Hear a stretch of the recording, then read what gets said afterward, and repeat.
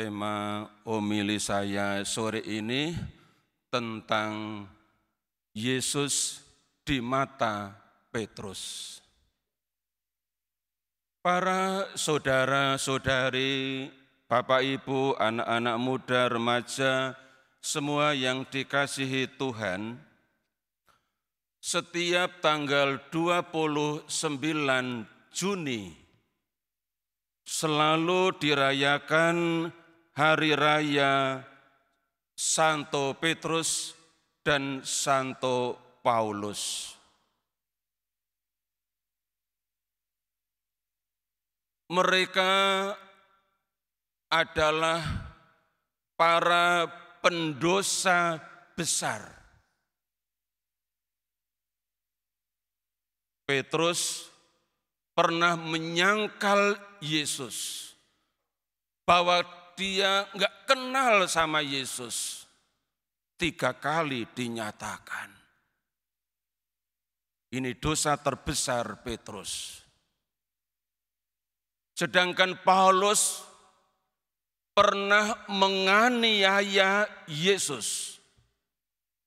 Seperti dikisahkan dalam kisah tentang pertobatannya dalam Kisah Para Rasul bab 9.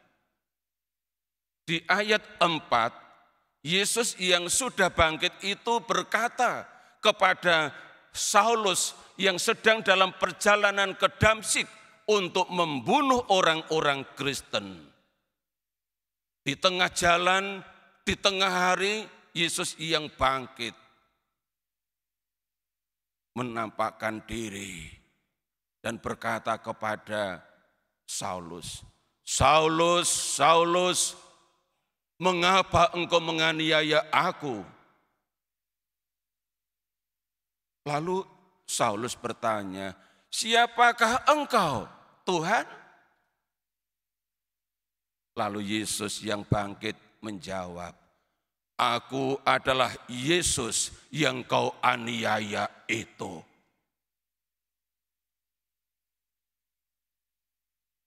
Bapak, Ibu, saudara-saudari, kedua pendosa besar ini melalui suatu proses pertobatan akhirnya menjadi orang kudus besar dalam gereja.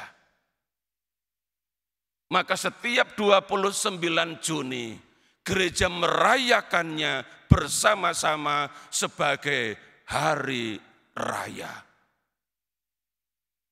Sore ini kita hendak memfokuskan pada satu orang kudus saja, yakni tentang Santo Petrus. Kita akan melihat dari sudut pandang Petrus, siapakah Yesus itu. Yang pertama, kita dengar dari bacaan Injil. Matius bab 16, ayat 13 sampai dengan 19. Di mata Petrus, Yesus adalah Mesias, Anak Allah yang hidup. Menurut Injil, pendapat Petrus ini bukan 100% pendapat Petrus, bahwa ia tahu dengan otaknya, bahwa ia kenal dengan hatinya. Dia bisa menjawab seperti itu karena pewahyuan dari Allah Bapa ke dalam dirinya, sehingga ia bisa mengatakan, "Engkau adalah Mesias, Anak Allah yang hidup." Hanya Petrus, hanya dalam Matius 16 ayat 16 dikatakan bahwa Yesus adalah Mesias, Anak Allah yang hidup. Maka kita perlu melihat sudut pandang Petrus tentang Yesus. Dalam Injil Markus dan Lukas, di sana hanya disebut bahwa Yesus adalah Mesias. Titik. Tetapi dalam Injil Matius diberi keterangan oleh Petrus. Engkau adalah Mesias, Anak Allah yang hidup. Bapak Ibu, ini yang pertama kita kenal siapa Yesus menurut Rasul Petrus. Yang kedua, di mata Petrus, Yesus adalah Tuhan yang menyelamatkan. Kita dengar dari bacaan pertama tadi yang diambil dari Kisah Para Rasul bab 12 ayat 1 sampai dengan 11. Kisah ini sangat menarik. Bagaimana Petrus yang dipenjarakan, yang diikat dengan rantai, dikawal oleh 16 prajurit yang terdiri dari 4 regu, setiap regu 4 prajurit. Ia dijaga begitu ketat, jangan sampai lepas. Namun Bapak Ibu, saudara-saudari, dikatakan tadi, berkat doa yang terus-menerus dari jemaat, mereka berdoa terus-menerus kepada Allah, maka doa itu menggerakkan hati Allah untuk mengutus seorang malaikat untuk melepaskan Petrus dari belenggu di dalam penjara itu. Sungguh luar biasa. Hanya dengan bantuan seorang malaikat, ia bisa lolos dari kawalan para prajurit itu. Bahkan ketika sudah diantar sampai di depan, di situ ada pintu gerbang dari besi. Pintu gerbang dari besi itu bisa membuka sendiri. Seperti ada remote dari dekat yang membuka pintu dari besi itu.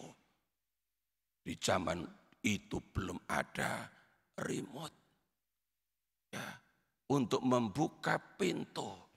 Sekarang sudah bisa pakai remote dari dalam mobil di depan rumah, diklik pintu buka sendiri. Pembantu rumah tangga enggak perlu keluar.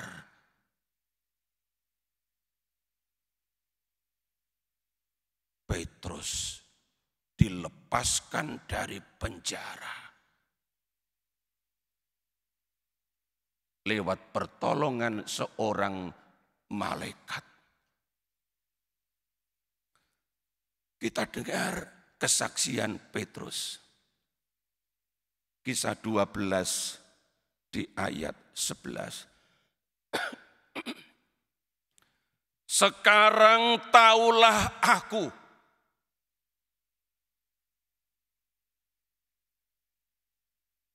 benar-benar.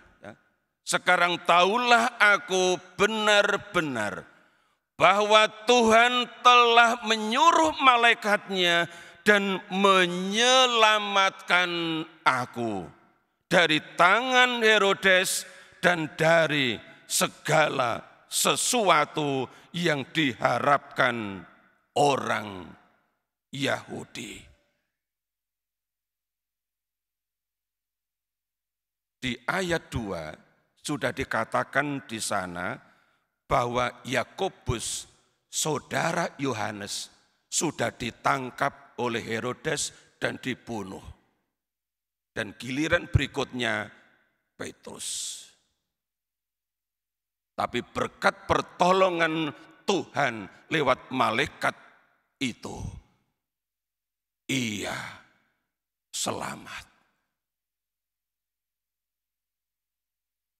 Maka di mata Petrus, Yesus adalah Tuhan yang telah menyelamatkan aku. Pengalaman diselamatkan oleh Yesus yang adalah Tuhan akan memberikan warna dan pengaruh yang besar bagi Petrus dalam tugas penggembalaan sebagai paus yang pertama, sebagai pemimpin gereja yang didirikan oleh Yesus, dipercayakan kepada Petrus dengan simbol memberikan kunci kerajaan surga. Sekali lagi, pengalaman diselamatkan oleh Tuhan mewarnai hidup, karya, dan pelayanan Petrus di tengah-tengah jemaat. Ini yang kedua.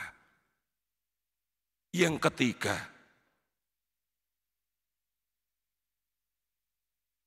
di mata Petrus, Yesus adalah batu yang hidup.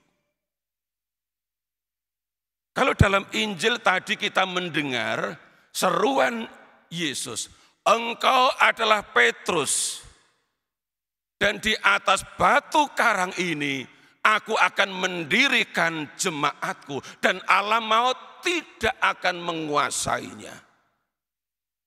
Kata Petrus dalam bahasa Yunani Petros atau Petra. Sedangkan dalam bahasa Ibrani Kefa yang artinya batu karang. Maka Yesus katakan, engkau adalah Petrus, Petros atau Petra. Dan di atas batu karang ini, di atas Petrus sebagai rasul, Yesus mendirikan gerejanya. Maka tadi saya katakan salah satu sifat gereja Katolik adalah apostolik. Karena didirikan di atas dasar para rasul. Jadi kalau Yesus menyebut Petrus itu sebagai batu karang, sebaliknya Petrus menyebut Yesus sebagai batu yang hidup. Di mana itu Petrus katakan? Yakni dalam suratnya yang pertama, bab 2 ayat 4. Saya bacakan sebentar. 1 Petrus bab 2 ayat 4. Dan datanglah kepadanya, Yesus maksudnya. Datanglah kepadanya batu yang hidup itu, yang memang dibuang oleh manusia, tetapi yang dipilih dan dihormat di hadirat Allah. Dia dibuang oleh manusia, dibunuh, mati di atas salib, tetapi dia dipilih Allah. Lalu ayat 5.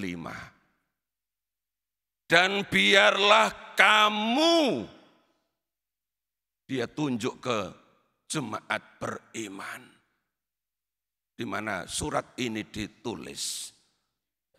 Dan biarlah kamu juga dipergunakan sebagai batu hidup untuk pembangunan suatu rumah rohani. ayat ini penting. Secara khusus bagi warga wilayah Santo Petrus yang merayakan pesta pelindung wilayah. Ingat nasihat Petrus ini, biarlah kamu juga dipergunakan sebagai batu hidup untuk pembangunan suatu rumah rohani. Rumah rohani itu namanya lingkungan. Rumah rohani itu namanya wilayah.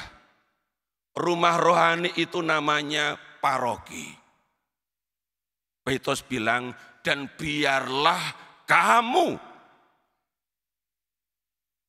juga dipergunakan sebagai batu hidup untuk pembangunan rumah rohani.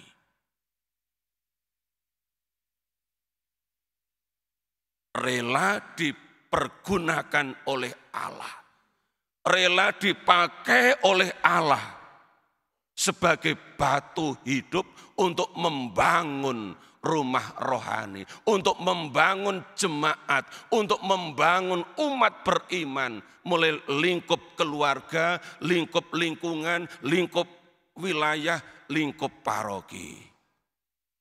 Batu hidup itu misalnya menjadi prodiakon. Kalau Allah pilih bapak-bapak untuk menjadi prodiakon di lingkungan atau di wilayah atau di paroki, relakan diri untuk dipakai oleh Allah untuk membangun, untuk melayani jemaat beriman. Ini juga berlaku bagi di luar wilayah Santo Petrus. Bagi bapak-bapak atau yang pria, selama usia sudah memenuhi syarat dan masih berlaku. Kalau Anda ingin menjadi prodiakon, biarlah Anda menjadi batu hidup untuk membangun gereja ini, umat Allah di paroki ini. Dan tolong orang tua atau para istri dukung jika suami mau jadi prodiakon. Ya, pendaftaran masih dibuka sampai 12 Juli yang akan datang. Ya. Contoh lain. Kalau ada di antara saudara-saudari yang dipilih, ya, dipilih. Siapa yang milih? Allah. Dipilih menjadi pengurus lingkungan, menjadi pengurus wilayah, menjadi pengurus di paroki. Relakan diri untuk dipakai oleh Allah. Untuk membangun rumah rohani yang namanya lingkungan, wilayah atau paroki. Kalau yang memilih Allah, terimalah. Sebab suatu saat Anda juga akan minta tolong kepada Allah. Kalau Anda menolak dipilih oleh Allah, Allah juga bisa menolak. Jika Anda minta tolong kepada Allah, Allah bisa menolak. Maka Bapak Ibu, nasihat Rasul Petrus sangat penting. Dan biarlah kamu juga dipergunakan sebagai batu hidup untuk pembangunan rumah rohani. Bukan rumah jasmani, fisik. Maka kepada warga wilayah Santo Petrus dan Santo Paulus, saya ucapkan provisiat, selamat merayakan pesta pelindung wilayah. Tuhan memberkati.